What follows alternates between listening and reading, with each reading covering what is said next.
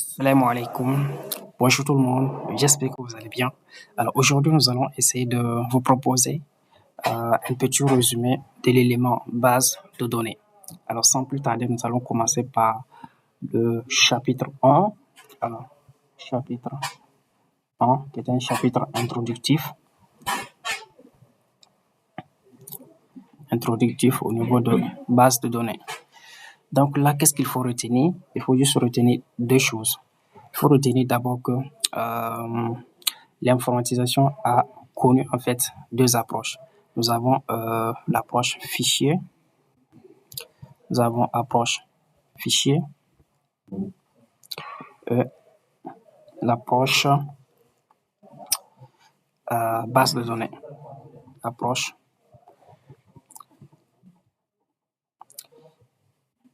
base de données.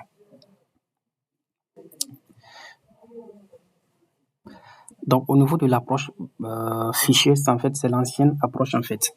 Donc qui avait des inconvénients tels que la redondance, c'est-à-dire que des informations en fait se répétaient. La redondance et quoi encore? On a l'incohérence aussi des données.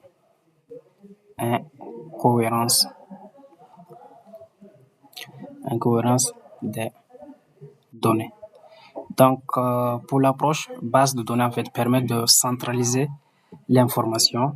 Donc, pour avoir des informations qui sont beaucoup plus cohérentes et moins redondantes. Donc là, en fait, on va essayer d'éliminer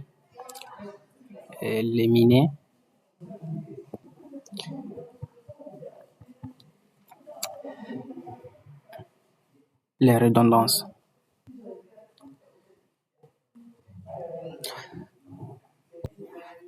À ce niveau, nous avons trois niveaux de conception.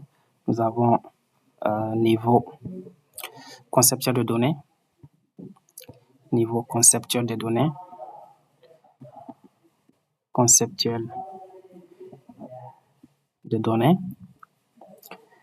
qu'on appelle couramment le MCD. Ensuite, nous avons niveau logique des données,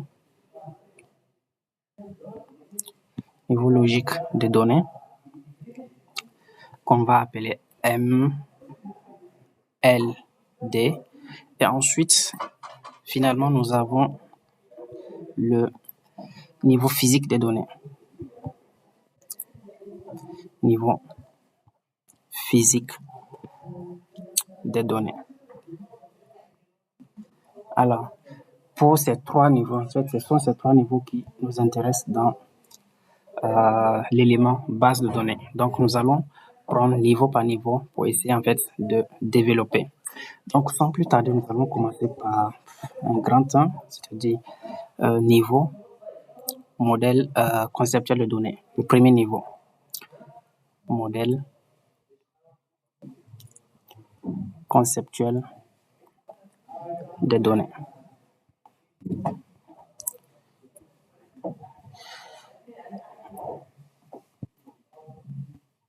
MCD. Alors, nous allons entamer ce grand 1 par un ensemble de définitions en fait pour poser des bases claires en fait qui vont nous faciliter la suite. Donc, pour ça, nous allons en petit 1 définir ce qu'on appelle une propriété. Donc, qu'est-ce qu'une propriété? Parce que c'est quelque chose en fait qui revient à chaque fois.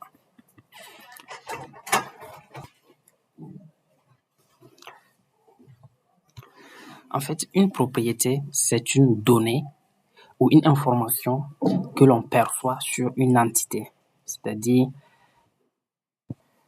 ce qui caractérise en fait l'entité. Donc, on peut lui dire en fait que sont les informations ou des données que l'on perçoit en fait,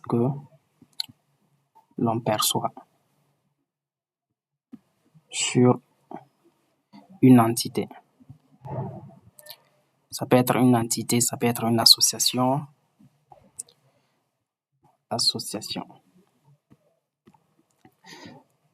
Comme je l'ai dit, c'est ce qui caractérise en fait l'entité. Par exemple, si je prends l'entité étudiant, si je prends étudiant, donc quelles sont les informations, quelles sont les données que l'on perçoit en fait chez un étudiant? Il y a d'abord le nom de l'étudiant, le numéro d'étudiant, le prénom d'étudiant, la section de l'étudiant, la moyenne étudiant, etc. En fait, ce sont toutes ces données que l'on peut percevoir qui caractérisent en fait l'étudiant qu'on appelle une propriété. Maintenant, ces propriétés sont de trois types. Donc, nous avons un premier type qu'on appelle des propriétés qui peuvent être calculées. Des propriétés calculées. C'est-à-dire que cette dernière est obtenue en fait par calcul en fonction des autres propriétés. Par exemple, si je prends la propriété moyenne, donc moyenne, si je prends moyenne, en fait, c'est une propriété calculée parce que on le calcule en fait avec les autres propriétés, c'est-à-dire la moyenne, c'est quoi? Par exemple, la somme des notes divisée par le nombre de notes, le nombre des notes en fait. Donc tout ce qui est calculé, on appelle ça propriété calculée. Nous avons également des propriétés concaténées. Donc concaténées, c'est-à-dire c'est une propriété en fait qui est composée de plusieurs propriétés. Donc à titre d'exemple, si je prends par exemple l'adresse étudiant, adresse. Donc l'adresse en fait peut être une propriété concaténée. Par exemple, l'adresse, souvent on donne le numéro de rue, par exemple 12 avenue Mohamed 5. Par exemple, virgule Meknes. Donc là, vous avez en fait un ensemble en fait de propriétés. Par exemple, vous avez le numéro de rue, le nom et le nom de la ville. Donc c'est ça qu'on appelle une propriété qui est concaténée, c'est-à-dire qui est composée de plusieurs propriétés en fait que l'on peut diviser. Par exemple, ça on peut le diviser en numéro de rue, le nom de l'avenue, le nom de la ville. Donc nous avons finalement un troisième type de propriété qu'on appelle propriété élémentaire. Donc les propriétés élémentaires sont des propriétés qui ne sont ni calculées ni concaténées. Donc là, par exemple, si je prends le nom de l'étudiant, des exemples, prénom d'étudiant, la note de l'étudiant. Donc, ce sont un ensemble de propriétés élémentaires. Après, il faut définir ce qu'on appelle une occurrence, c'est-à-dire une occurrence. Donc, une occurrence, c'est quoi? En fait, c'est une valeur prise par une propriété. Par exemple, si je dis par exemple le nom de l'étudiant, c'est une propriété. Si je dis par exemple WEM, donc ça en fait c'est une occurrence. C'est par exemple un exemple en fait. Par exemple, la note de l'étudiant, c'est une propriété.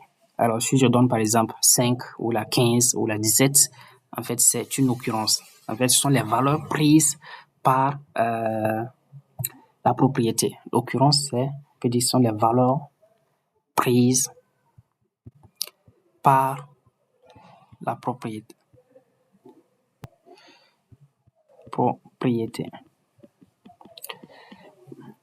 Donc, j'ai déjà donné quelques exemples. Donc, après avoir défini ça, on passe à une entité. Mais avant, il faut faire d'abord la différence. En fait, il est crucial de faire la différence entre ces trois types de propriétés parce que par la suite, pour élaborer le modèle conceptuel de données, on ne va prendre en compte que le modèle, les données en fait qui sont élémentaires.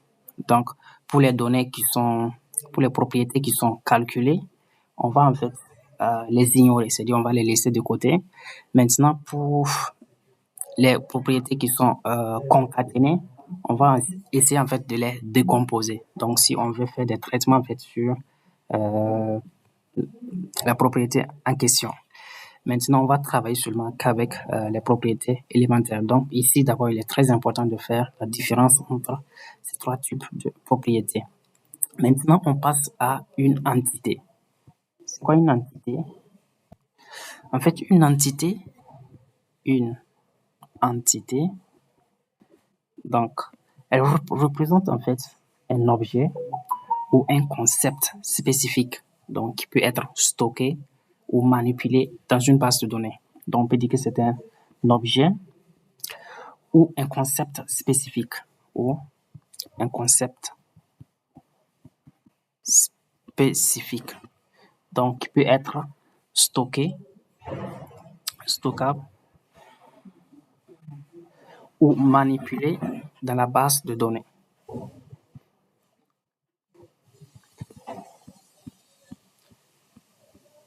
Dans la base de données.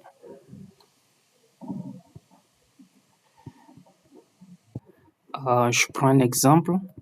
Si on dit par exemple pour matière comme entité, donc on peut avoir en fait les propriétés de matière. Ça peut être code matière, virgule, on peut avoir le nom de la matière elle-même, nom de la matière, le coefficient de la matière. On peut avoir encore la charge de la matière, etc. en fait. Donc, ce sont les propriétés ou les données que l'on perçoit en fait sur une matière. Alors, ici, nous avons encore quelques notions à voir. Nous avons l'identifiant d'une entité. Donc, par exemple, ici, ça c'est le nom de l'entité. Le nom de l'entité, nous avons l'identifiant d'une entité. C'est quoi l'identifiant? C'est un groupe minimum de propriétés qui permet en fait d'identifier le reste des propriétés. Par exemple, ici, nous avons code matière, une propriété, le nom de la matière, une propriété, le coefficient de la matière, une propriété, la charge de la matière, une propriété. Donc, on va essayer de voir c'est quels sont les groupes, quel groupe minimum de propriétés qui nous permettra en fait d'identifier le reste des propriétés. Donc, par exemple, ici, à travers, si vous avez seulement le code de la matière, vous pouvez en fait déterminer le nom, connaître le nom de la matière, le coefficient de la matière, la charge horaire de la matière. Alors, dans la représentation, on souligne toujours en fait l'identifiant de l'entité. Donc, c'est toujours souligné. Et le formalisme, c'est-à-dire comment on le note, on représente une entité, on le représente de cette manière. Il y a ici en haut le nom de l'entité. Donc ici, par exemple, c'est matière.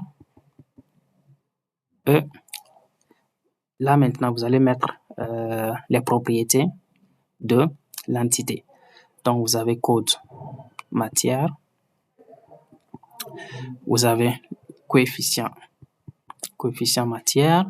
Vous avez le nom de la matière. Nom de la matière. Vous avez la charge de la matière. Et comme je l'ai dit, en fait, il faut toujours souligner, en fait, la clé de l'entité. Donc, après ça, vous avez ce qu'on appelle une association. Je pense que c'est petit 4 maintenant. Donc, c'est quoi une association? Une association n'est rien d'autre que la liaison entre deux ou plusieurs entités.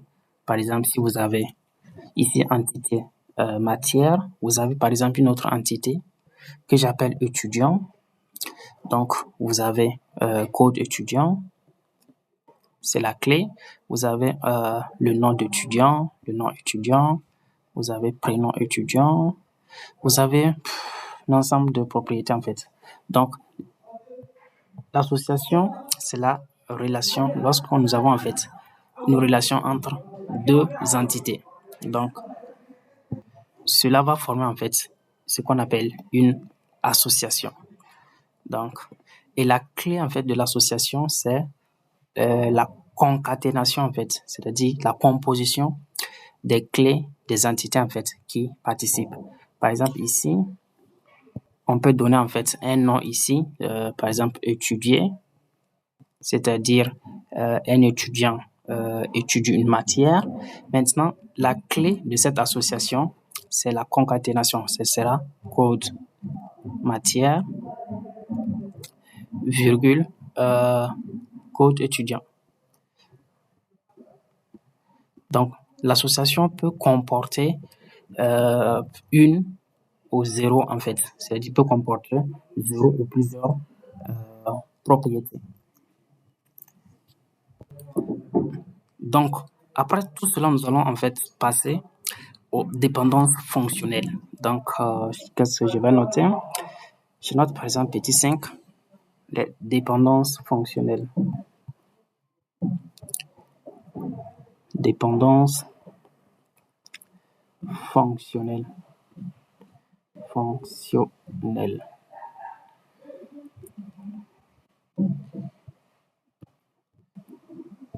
Alors, je vous invite à bien suivre cette partie parce que c'est très important.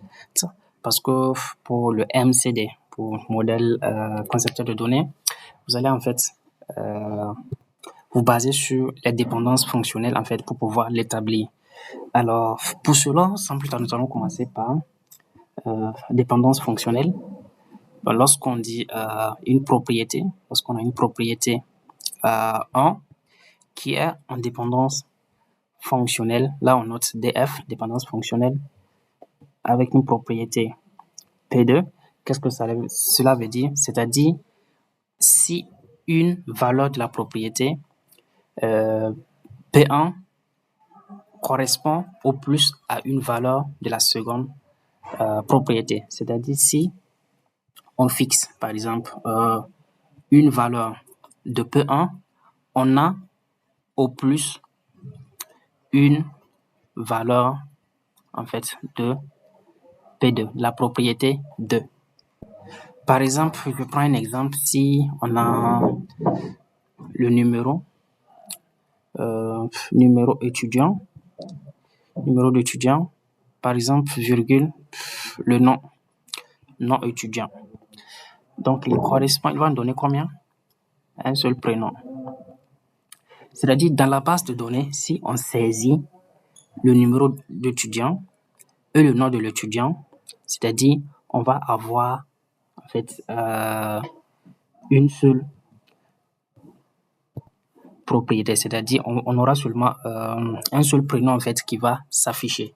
Donc, il ne va pas avoir plusieurs prénoms qui vont s'afficher, c'est seulement un seul prénom qui va s'afficher. C'est ça, on dit que la propriété P1, c'est-à-dire numéro d'étudiant et le nom de l'étudiant, en fait, sont en dépendance fonctionnelle avec le prénom, c'est-à-dire une valeur de numéro d'étudiant et de nom de l'étudiant donne une ou une seule valeur du prénom.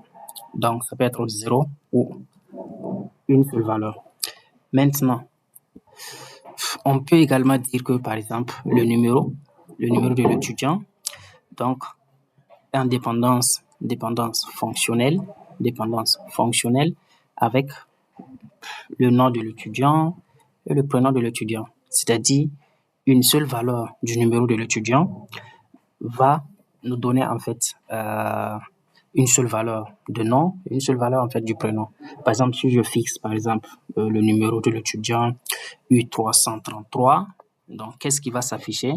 Ça peut par exemple correspondre à un certain Sarah. Donc, on a en fait une seule valeur. Donc, il ne va pas avoir plusieurs valeurs. Donc, c'est soit 0, soit 1. Alors, après cela, nous avons également un autre niveau qu'on appelle dépendance fonctionnelle élémentaire. Donc, dépendance fonctionnelle élémentaire. Donc, on dit que une propriété P1 est en dépendance fonctionnelle élémentaire avec une propriété P2 si la propriété 1 est en dépendance fonctionnelle avec la propriété 2, c'est-à-dire une valeur de la propriété 1 correspond au plus à une valeur de la propriété 2 et également aucune partie stricte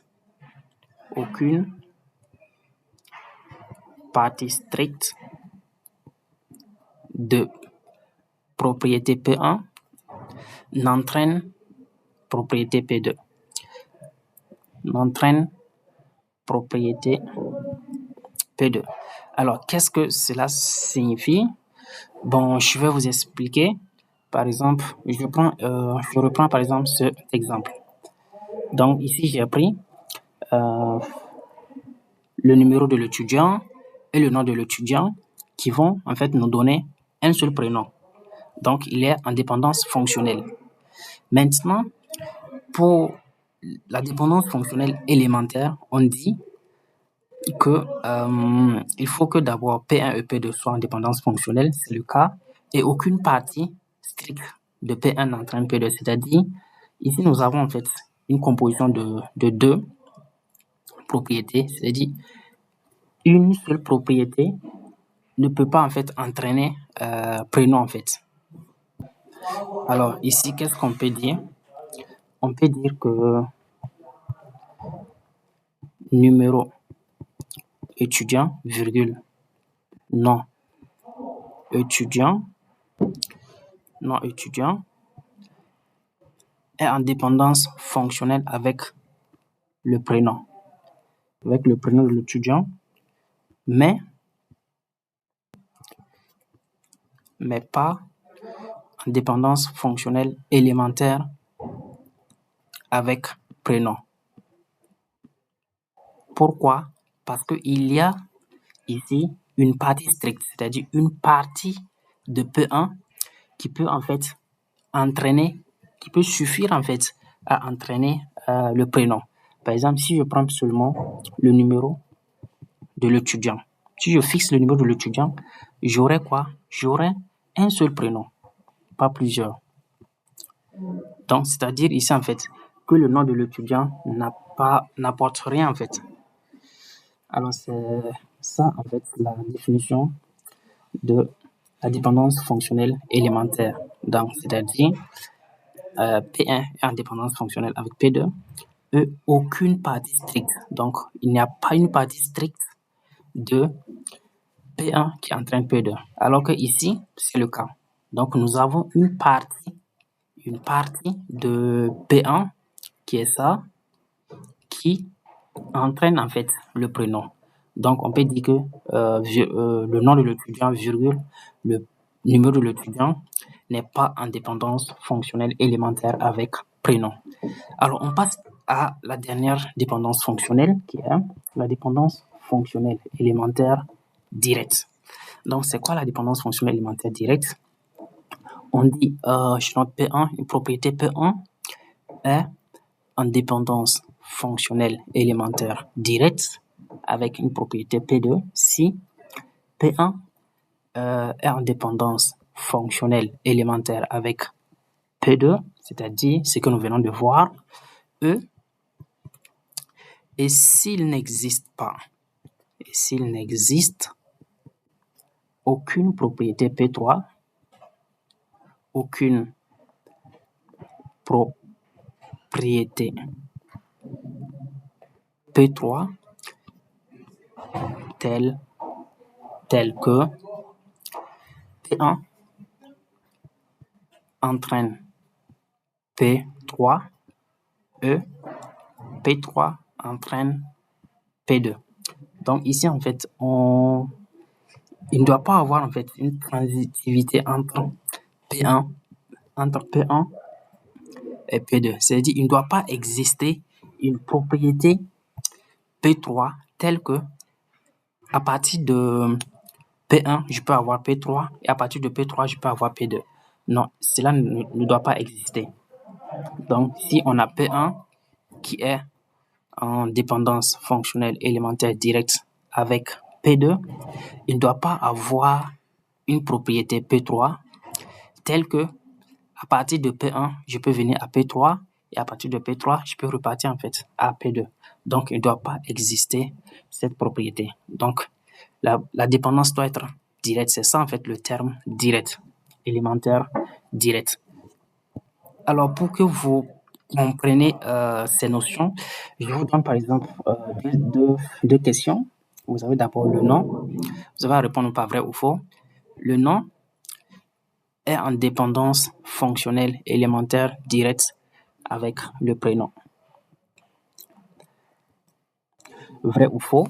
E, la deuxième, le numéro d'étudiant est en dépendance fonctionnelle élémentaire directe avec la ville. C'est vrai ou faux? Donc, sans plus tarder, nous allons corriger. Donc, pour la première, est-ce que c'est vrai ou faux? Donc, c'est faux. Pourquoi? Parce que d'abord, euh, le nom de l'étudiant n'est même pas en dépendance fonctionnelle avec le prénom. C'est-à-dire, le premier niveau même n'est pas vérifié. Parce que si on fixe un nom, par exemple, si je fixe quel nom? Si je fixe par exemple Gwem comme nom, je fixe Gwem comme nom. Donc, on peut avoir combien de prénoms? On peut avoir en fait plusieurs prénoms. Donc, on peut avoir Daouda, on peut avoir Ali, on peut avoir Mohamed. Donc, ça correspond en fait à plusieurs prénoms. Ça peut correspondre à plusieurs prénoms. Donc, ça, c'est faux parce que le nom même n'est pas en dépendance fonctionnelle avec le prénom. Alors, pour le suivant, est-ce que le numéro d'étudiant est en dépendance fonctionnelle élémentaire directe avec la ville? Donc, on va partir niveau par niveau. Est-ce qu'avec le nom de l'étudiant, on peut connaître la ville de l'étudiant? Donc, là, c'est vrai. Donc, c'est le premier niveau est vérifié, l'indépendance fonctionnelle. Maintenant, est-ce que c'est élémentaire? Donc, c'est élémentaire puisque le numéro de l'étudiant même est élémentaire en fait, c'est pas concaténé. Donc, il n'y a pas en fait une autre partie stricte du numéro d'élément du numéro d'étudiant qui peut entraîner la ville. Donc, le deuxième niveau également est vérifié. Mais est-ce que c'est direct? Là, c'est non, c'est pas direct. C'est faux. Pourquoi? Parce que à travers, en fait, nous avons le numéro de l'étudiant. À travers le numéro d'étudiant, nous pouvons en fait avoir le code postal en fait de l'étudiant. Code postal de l'étudiant. Et à travers le code postal, on peut remonter en fait avec la ville. Donc, on ne peut pas dire que numéro d'étudiant est en dépendance fonctionnelle élémentaire directe. Non, puisqu'il existe une propriété P3 telle que P1 entraîne P3 et P3 entraîne P2. Donc, s'il existe cette propriété P3, alors P1 et P2 ne sont pas en dépendance fonctionnelle élémentaire directe. Alors, la vidéo devient un peu longue, je vais m'arrêter là. Donc, dans les prochaines vidéos, je vais continuer avec les cardinalités qui sont aussi très importantes au niveau du MCD, c'est-à-dire le modèle conceptuel de données, et également pour passer en fait du modèle conceptuel de données au modèle logique de données. Donc, lorsque vous faites des erreurs au niveau des cardinalités, en fait, ça vous sera difficile. Vous allez en fait vous tromper en fait dans le passage entre le MCD et le MLD. Alors, dans la vidéo qui va suivre, je vais en fait vous détailler en fait les cardinalités, bon, à travers des méthodes très simples. Et aussi, en fait, nous allons vous détailler les étapes à suivre pour réussir en fait son modèle conceptuel de données. Je vous remercie. Assalamu alaikum wa rahmatullah.